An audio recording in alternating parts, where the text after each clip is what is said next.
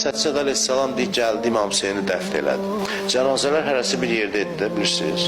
Bəziləri xeyməcahda idi. Çadırların yanından qətligaha Kərbəlada olanlar desin nə qədər yoldur. Xeyməcahdan qətligaha. İmam Səccad dedi, gedin o cənazələrin hamısını gətirin qətligaha, İmam Hüseynin yanına. Dedilər, ağa bir bədən düşüb qalıb Əlqəmin kənarında. Orada da bir qolsuz bədən var. Onu da gətirək. İmam Səccad əleyhissalam deyir ki, yox, ona dəyməyin, özüm huzuruna gedəcəm. İmam Hüseyni dəfn edir, şəhidləri dəfn edir, gəlir onun huzuruna. Onu harada dəfn edir? Elə olduğu yerdə, orada dəfn edir.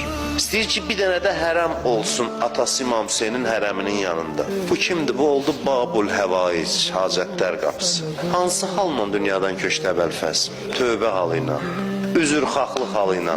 Dedi ki, bacarmadım. Yaxşı da ələmdar olmağa layiq deyiləm. Heç olmasa bəlkə uşaqlarına su gətirən olun. Heç suyu da apara bilmədim axı. Su da dağıldı yerə, heç məndən Hüseynin balalarına nökər də çıxmadı. Bir dəfə su istədilər, onu da verənmədim. Axırda arzum buydu ki, Hüseyni görüm. Ox gəldi, gözümə dəydi. Heç ona da ləyaqətim olmadı. Əbəlfəz öz haqda belə düşünür ki, Əbəlfəzdir. Allah gördü ki, bu heydiyim mən eləyənmədim.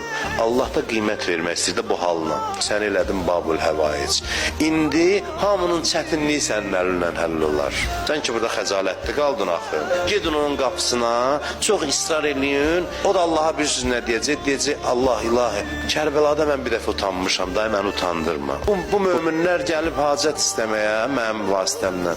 Əli boş qayıtsalar mən xəcalətli olacam axı. Bu Hüseyn aşiqlərinin yanında. Kərbəla şəhidlərinin içində Həzrəti Əbəlfəz ən üstünüdür. Deyir ki, Allah Əbəlfəzə elə bir məqam verəcək ki, bütün şəhidlər ona qibt eləyəcək.